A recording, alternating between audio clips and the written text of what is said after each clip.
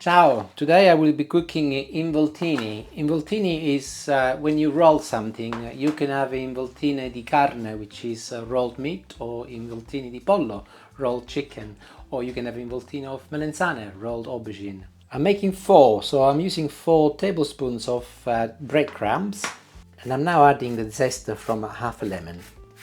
When Julie and I went to Sicily last time, we went to the beach and we passed by a butcher and they were selling ready meals, and we bought some involtini, and I was so impressed by them. They were so tasty, they were already cooked, and we had them on the beach, and I really started the test because I wanted to replicate them, and that's what I'm trying to do today.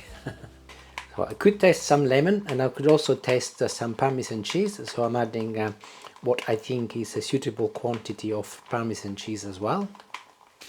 And I could also taste garlic, but the strong wasn't very prominent, so I will only be putting a little, one small clove of garlic, literally just enough.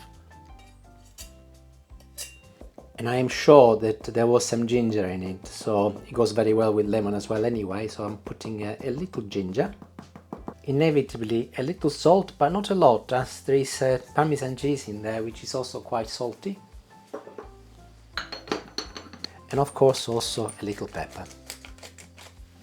And I will finish my cocktail of ingredients with some olive oil to amalgamate everything together. And let's mix it and see what happens. Yeah, that is pretty much what I'm looking for. It's quite moist, not too wet, and not too dry, ideal. And I will be adding a little parsley as well. This will give everything an incredible good flavor. And there was parsley there. Next is the preparation of the meat. I'm using some thinly cut steaks, and you can use pork or chicken, entirely up to you. I'm using steaks because that's what I am trying to replicate. But I will be bashing it further because I wanted to cook for as little as possible in the oven, so I will be using a basher to do that.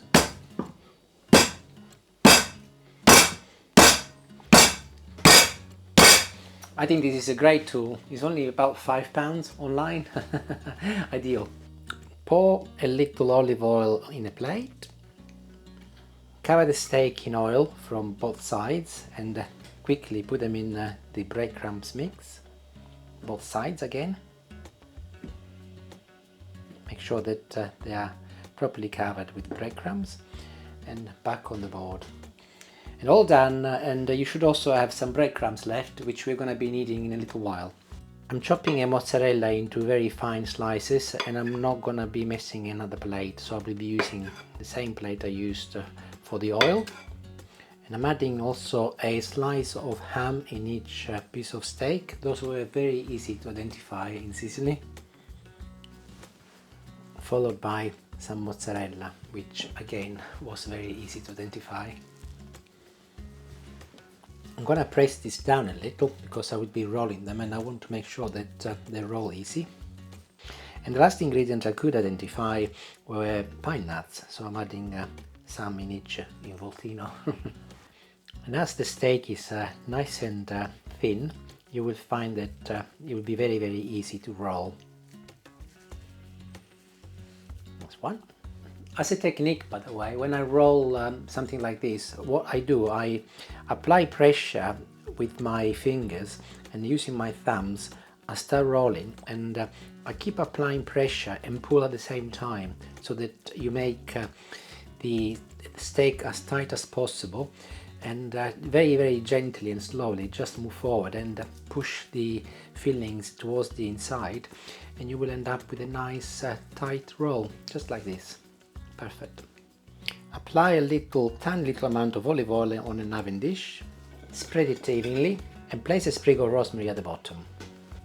And very simply just position the rolls on top of the rosemary inside the dish. Ensure that also you have a gap in between each roll, because I will be now putting the rest of my breadcrumbs mixture, and I want to make sure that everything is going inside the gap, and the rolls are also covered. And don't forget anything that you have got left on the board as well. It's all very good stuff.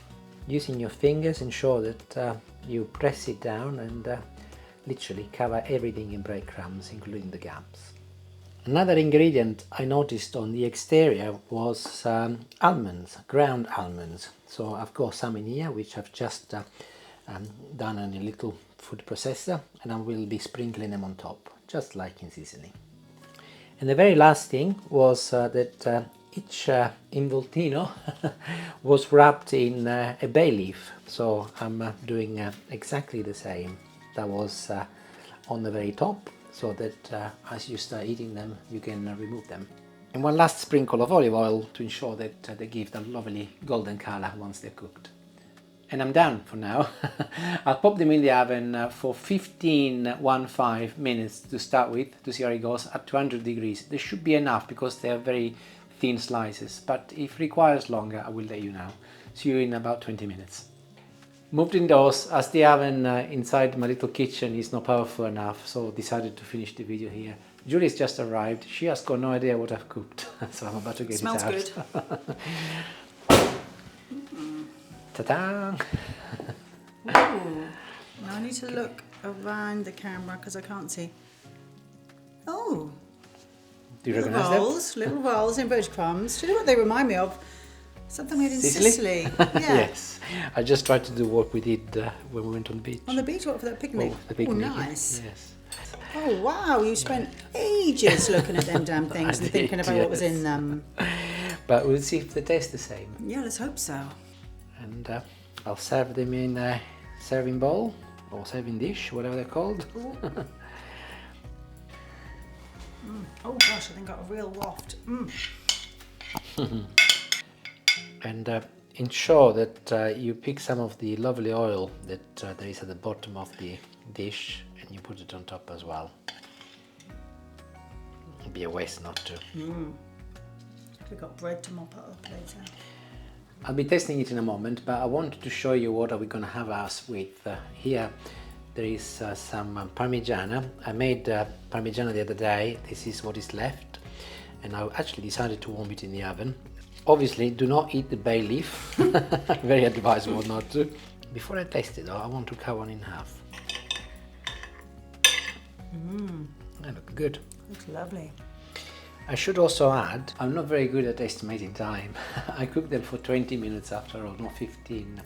They would have been okay after 15, but I wanted them to be nice and golden in color, so I left them for another 5 minutes. So up to you if you make them. Smells very authentic.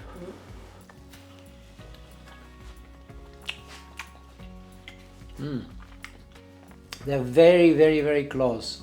Not quite the same. Most probably the difference is the garlic actually. I put less garlic, I suspect, but I like it like that because the balance is better. Otherwise the garlic could be a bit overpowering. Delicious, honestly. Try them and let me know if you do. Ciao ciao, thank you, enjoy if you make it. Bye.